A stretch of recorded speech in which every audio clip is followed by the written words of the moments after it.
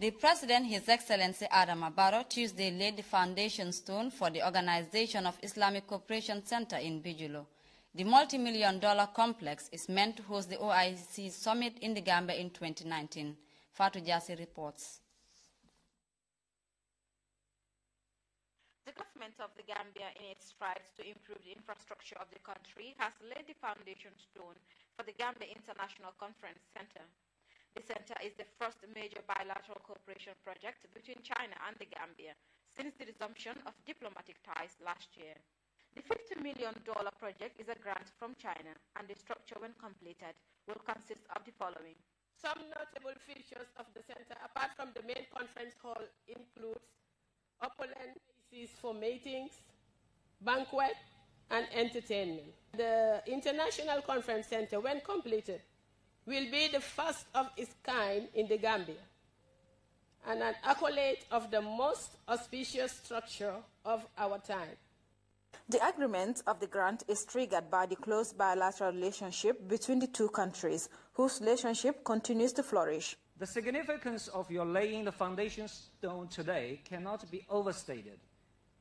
You are laying the foundation for the strong and sound development of this country, and you are laying the foundation for the strong and sound relationship between our two countries and peoples. The conference center is set to be completed in August 2019 and is expected to host the organization of Islamic Cooperation Summit in the same year. Minister Job was optimistic that the contractors would deliver a high-standard conference center. We at the ministry plan to work with our Chinese guests to make sure that the proposed center is built to the expected standards and within the proposed budget and time schedule. The support the Gambia continues to receive from China is huge, and this structure is a symbol of the fruitful relations between Banjul and Beijing. It goes without saying that a conference center of this magnitude will not only raise the profile of our country, but shall stand as a great monument to the infallible ties between our two great nations. In his remarks, President Barrow said the complex, if completed, will not only add up to the country's infrastructural development, but also improve the country's economy, as well as create employment opportunities for the young.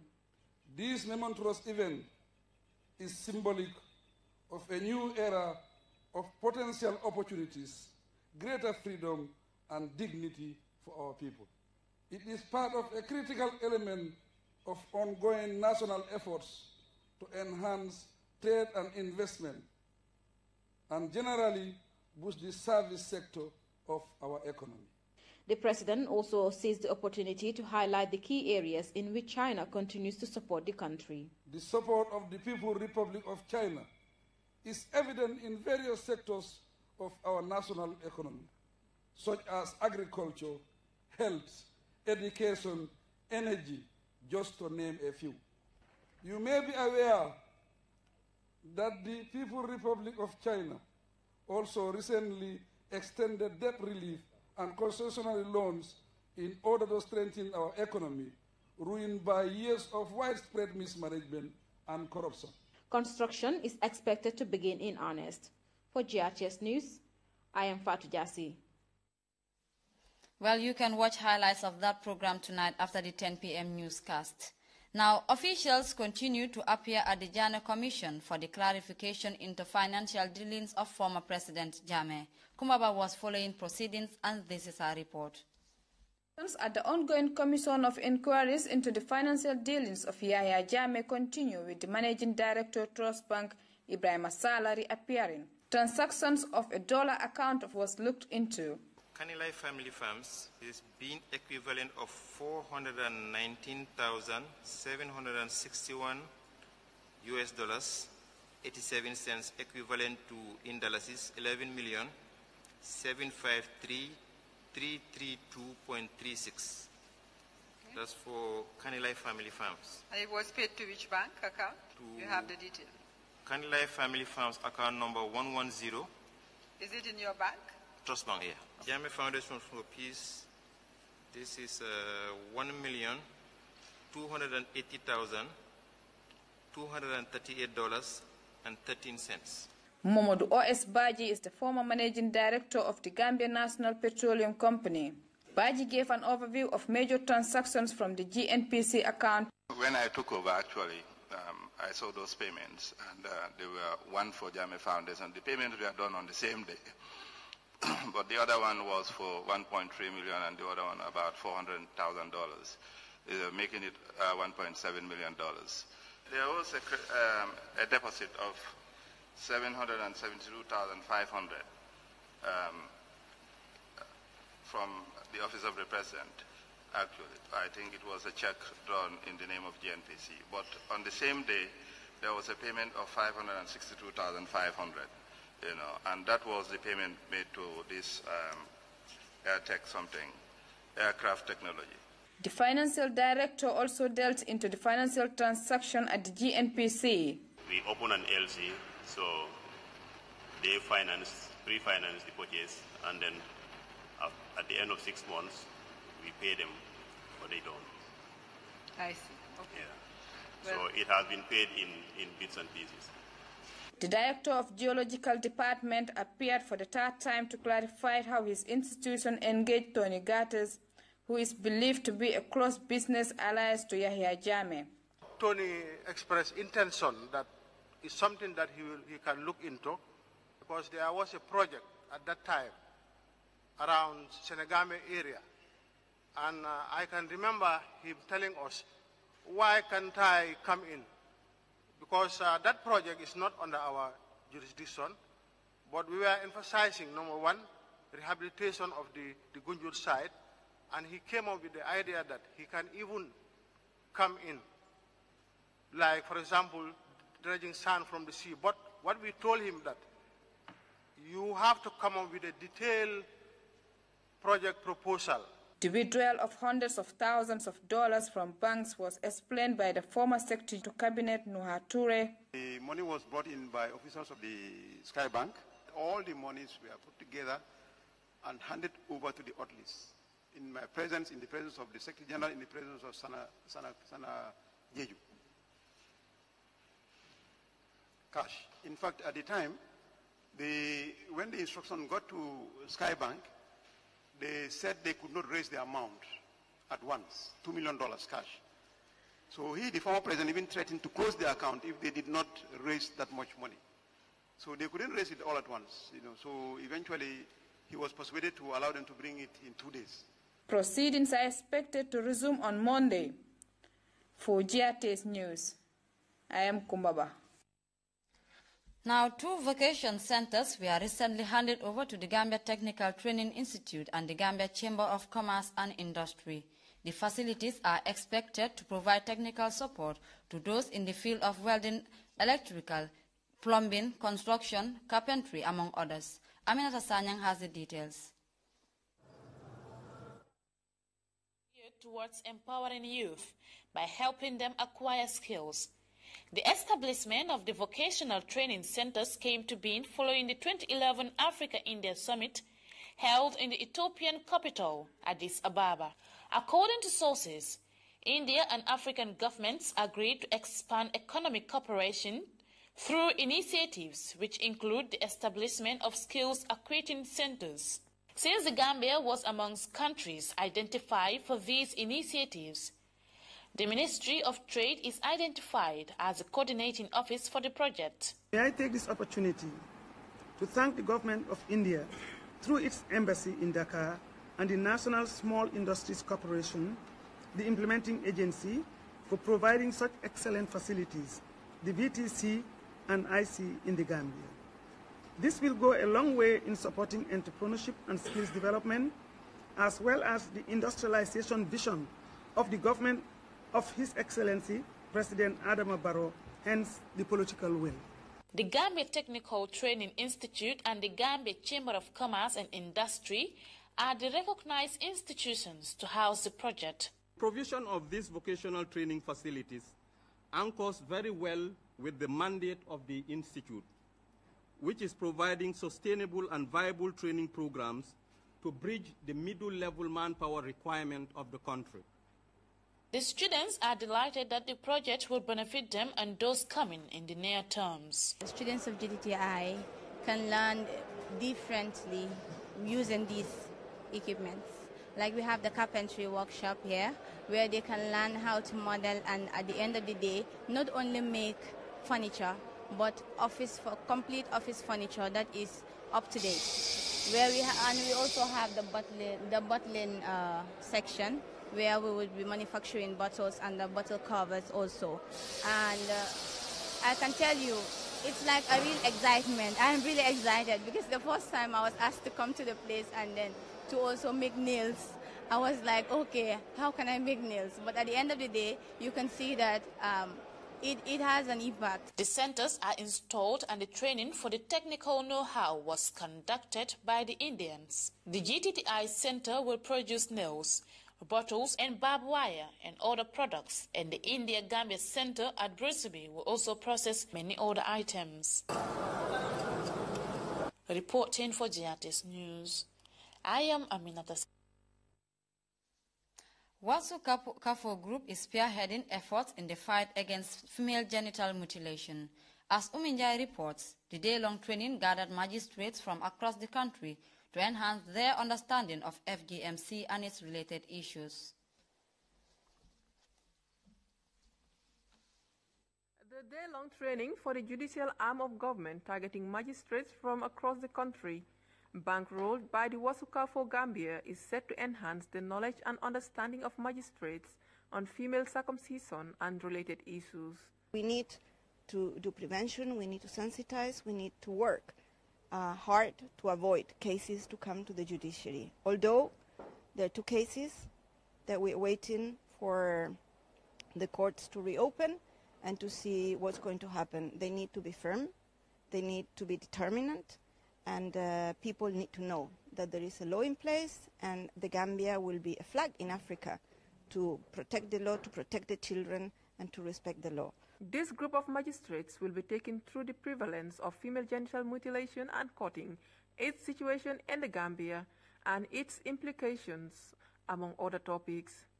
Honorable Justice Awaba tasked the magistrates to make best out of the training as key players in the country's judicial system. You, the magistrates, as the first port of call in the judicial ladder, where a bulk of the cases against FGM would come, must be aware of the new laws, the ills of the practice, and the gravity of the harm to our girl child. We have a role to play in this fight by making sure that once such cases come before us, we appreciate the graveness of their nature and we apply the law to the letter.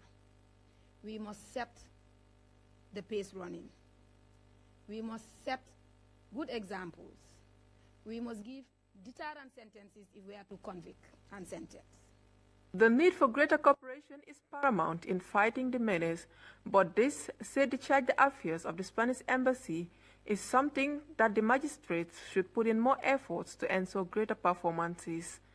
If the states cooperate more, crime would come to an end, because an offender would be certain that no matter where he is going to be persecuted. And indeed, cooperation is needed and punishment has a role to play. But I would like to call your attention to another issue that is present in any criminal law: protection. If we examine any criminal code, the protection of the highest, the greatest protection is granted to the following values: life, indemnity, physical indemnity, and freedom. And also the protection of the most vulnerable, the defenseless. All these aspects are present in this issue: female genital mutilation. As judicial officials, your work is based on evidence. I think what they are doing is going to give compelling evidence to support your decisions in enforcing the law. But we want society to be informed so that there will be no instance of ignorance of the law. It is hoped that at the end of the day-long training, magistrates, especially the new ones, will go back to the law courts with better understanding of female genital mutilation and cutting and be better prepared to deal with it. Ominjai, GRTS.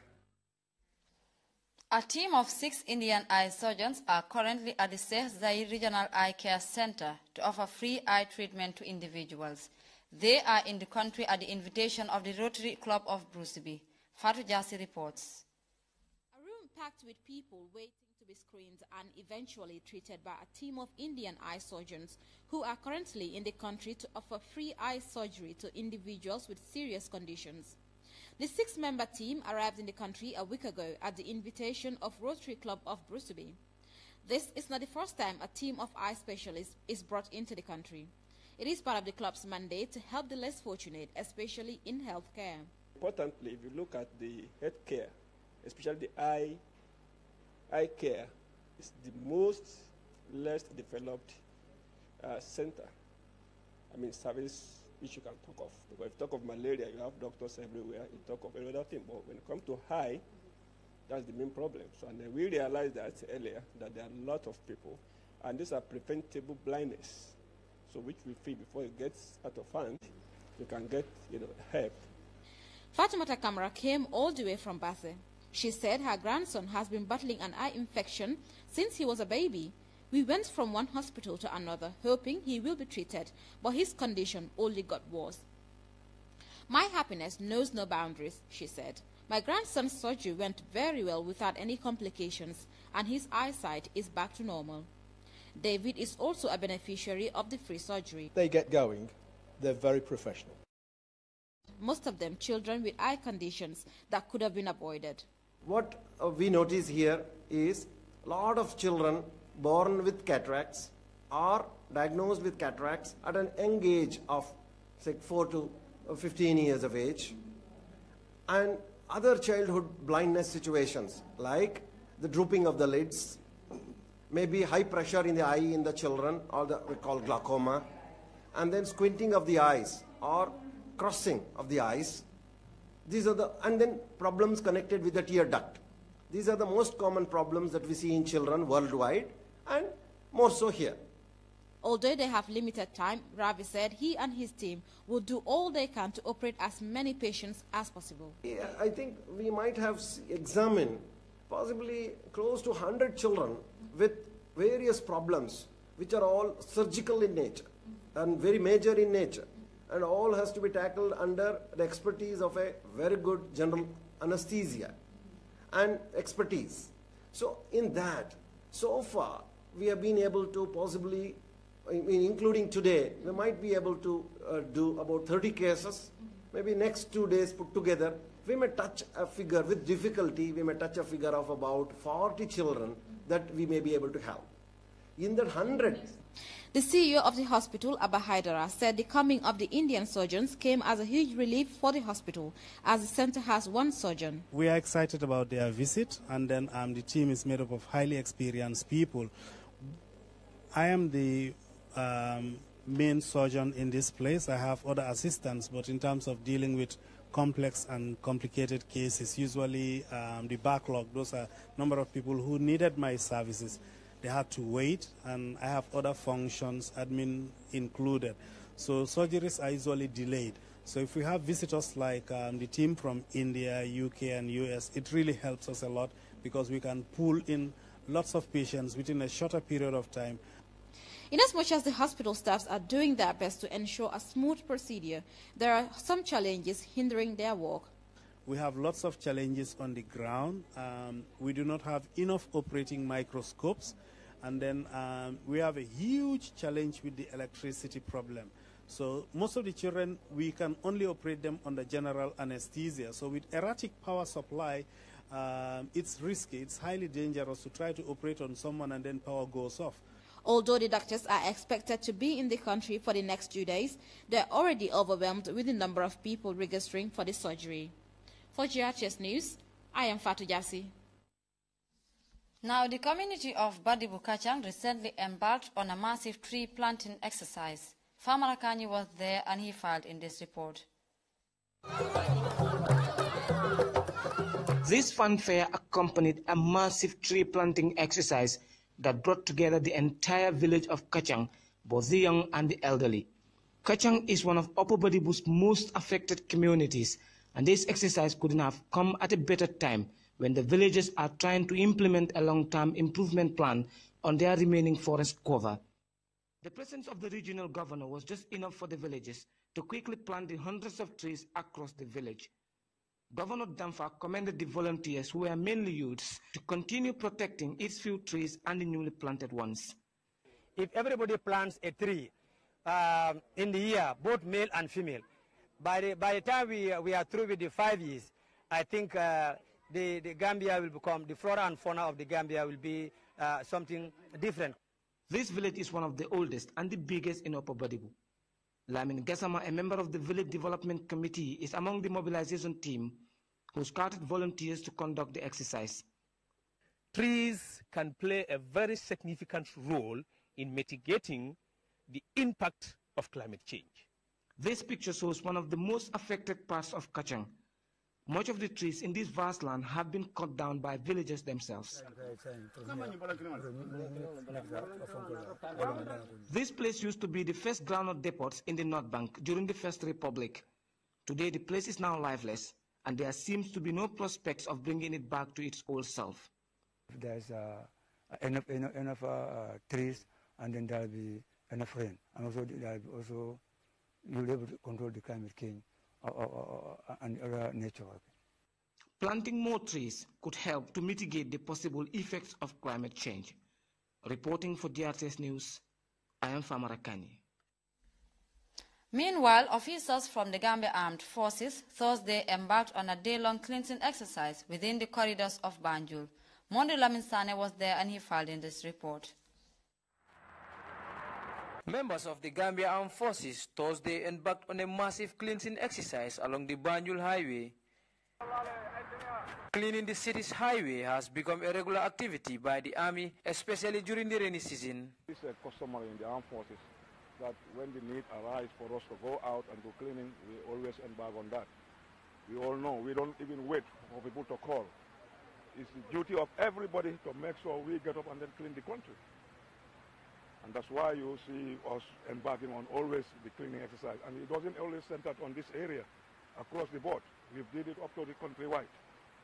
You go to Basse, Kudang, name it, we have been doing such exercises. And still we continue to move ahead. And these are all part of serious training directives. Senior officials say keeping the environment clean and healthy is among their top priorities. But all is just geared towards cleaning our environment. It is very, very key. And as I said, the army doesn't wait. We keep going to do this exercise and we'll continue to do that. As I said too, these are part of our training directives. We'll just keep going till the country is clean. The day-long activity is yet another demonstration of the military's commitment to nation building. Reporting for GRTS News, I am Mudlamin Sane. While sports news is up next right after this break, stay tuned.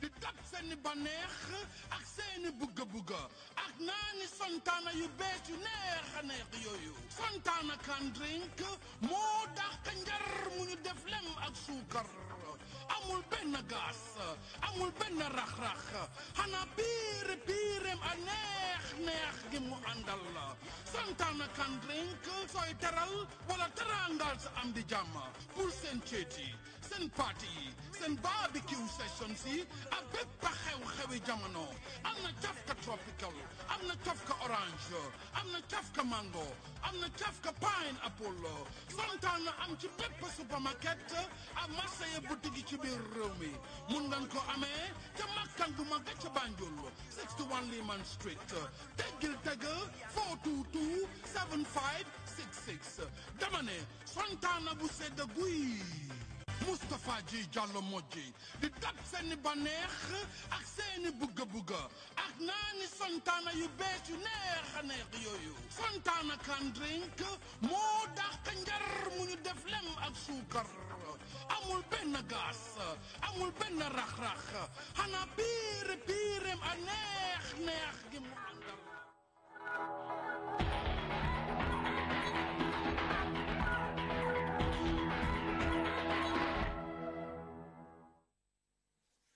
Welcome back. Tunisia and Senegal are co-hosting the 29th edition of the Afrobasket. The opening ceremony in Tunis was successful. Tunisia went on to beat Cameroon 68-51 in the opening match. More in this report.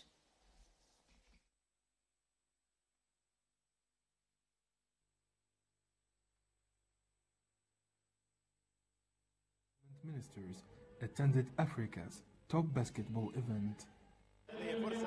The atmosphere is extraordinary. Africa and the world are welcome in Tunisia. It was a challenge to organize the tournament in 2 months. All human and logistical means have been put in place. Foreign journalists say the tournament's opening ceremony was successful. I came in 2015 and I'm here now to cover the AfroBasket. The organization is perfect. Despite scoring in the first 2 quarters, Cameroon lost the opening match to Tunisia 68-51. Tunisia is one of the favorite teams in the AfroBasket. We had an advantage, but we lost the game. Tunisian players did not disappoint their fans. The game was difficult. Cameroon is very strong, but we won on our soil. We've missed many free throws, but we've learned from our mistakes. Tunisia and Senegal are jointly hosting this year's FIBA AfroBasket. In the group phase of the tournament, 16 participating teams are divided into 4 groups of 4 teams. The organizers of the 29th edition of the AfroBasket claim that Africa's top basketball tournament is more than an international sporting event. In fact, the AfroBasket boosts the Tunisian economy as thousands of tourists are coming from Africa and other parts of the world. Adnan Shoshi, CGTN. We will be back with more news right after this break. Don't go away. Hey, Dave. Hey, you look tense. I mean, what's up? I can't help it. The internet is way too slow. Dave, why not join the future? How? Why not try this?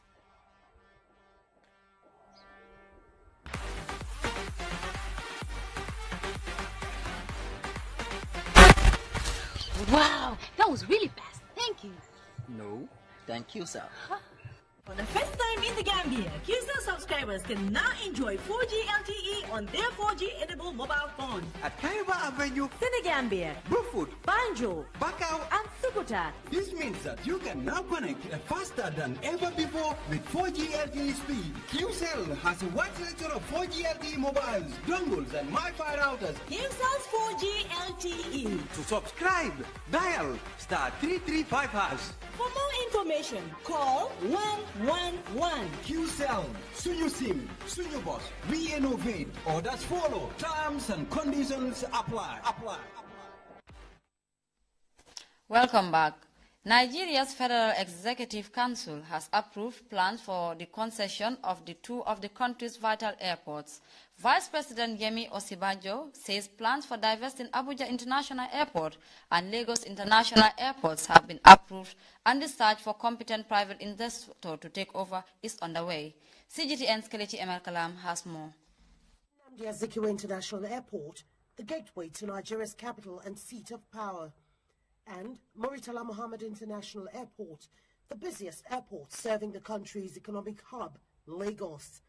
Both airports are owned and managed by the federal government, but it's now seeking private entities to run them. The plan is to make the facilities competitive. It's an idea President Buhari has been toying with for more than a year. Under the plan, the government would simply own shares, while private entities are expected to invest and manage the assets for an agreed period. Fortunately, the Federal Executive Council has approved the concessioning of the Lagos Airport, Abuja, and Ibadan. So we need to put this through an open, transparent process. So we get, the best, companies in the world to come and take a look at it and see. And obviously, this is a very attractive proposition for many. The government recently hired a consultant to assess the pros and cons of divesting the airport and finding favored private management. Some of Nigeria's airports have been rated among the worst in the world. Most have run for decades without maintenance. Although the Abuja airport is still undergoing a facelift, the government wants to let go before poor management that have trailed government assets sets in. As with many public facilities, they've been neglected for a very long time. I asked Julius Berger to take a look at the Lagos airport and to assess for us what exactly the problems are, what the issues were, and all that. with a view perhaps to, opening this up for, facilities management and all of that. And after they are taking a look at the facilities, they said, look, this thing is just terrible. I mean, neglect over the years, electrical problems of every kind, leaking roofs, leaking this, leaking that, complete neglect. Divesting from Abuja and Lagos international airports marks the beginning of the federal government's withdrawal from the management of wide-ranging public assets. Going by earlier plans, more airports, soccer stadium and some assets in the petroleum industry could be on the list. Kelechi Amekalam, CGTN Abuja, Nigeria. Over now to Kenya, where the country has been ranked top in the financial and digital inclusion by the Brookings Institution Center for Technology Innovation. This is as a result of robust commitment to advancing financial inclusion and widespread adoption of mobile money services, among others. Now, a financial services provider in Kenya wants to employ drones to enhance parking efficiency in the city's central business district. CGTN's Robert Najila reports. Nairobi has over 30,000 public service vehicles and about 300,000 private vehicles going through the central business district every week. That means more vehicles than available parking space. Parking private motorists is about 56%. The city no longer receives cash payments for parking tickets. So when paying for parking, all you need is a mobile phone, download an app called Ijiji Pay, and it will give you the options to pay electronically. The chief executive of Jumbo Pay, the company behind the electronic payment service, now wants to deploy drones to curb the loss of revenue. We deploy drones. They'll fly above, above the parking slots, a few meters, and we collect that data. So we're able to know, for example, the rate of compliance per street. We're able to get the vehicle registration numbers, and we, as such, are able to communicate that real time to the enforcement departments. The company says they have developed an aerial imagery compliance data gathering module for the drone that will fly at least twice a day. Jumbo Pay has already applied for a license to operate drones from the Kenya Civil Aviation Authority. Once cleared, the company believes they will increase parking revenue collection to 100%. At present, it is estimated about 2,000 vehicles do not pay daily parking fees in the city. Robert Nagila, CGTN, Nairobi, Kenya. Well, that brings us to the end of the news, but before we take leave of you, a recap of the main stories. President Barrow has laid the foundation stone of the OIC's multi-million-dollar complex in Bijilo. More probed into former President Jammeh's financial dealings as the Janet Commission continues to summon former heads of institutions. Nigeria's government has approved the consent signing of Lagos and Abuja airports. And Kenya has been ranked top in the world's financial and digital inclusion survey by the Brookings Institution Center for Technology Innovation. Well, that was all in this edition at the News at 10. Do join us again at 10 p.m. for another bulletin. Until then, I remain your presenter, Aissatou Keita, and goodbye for now.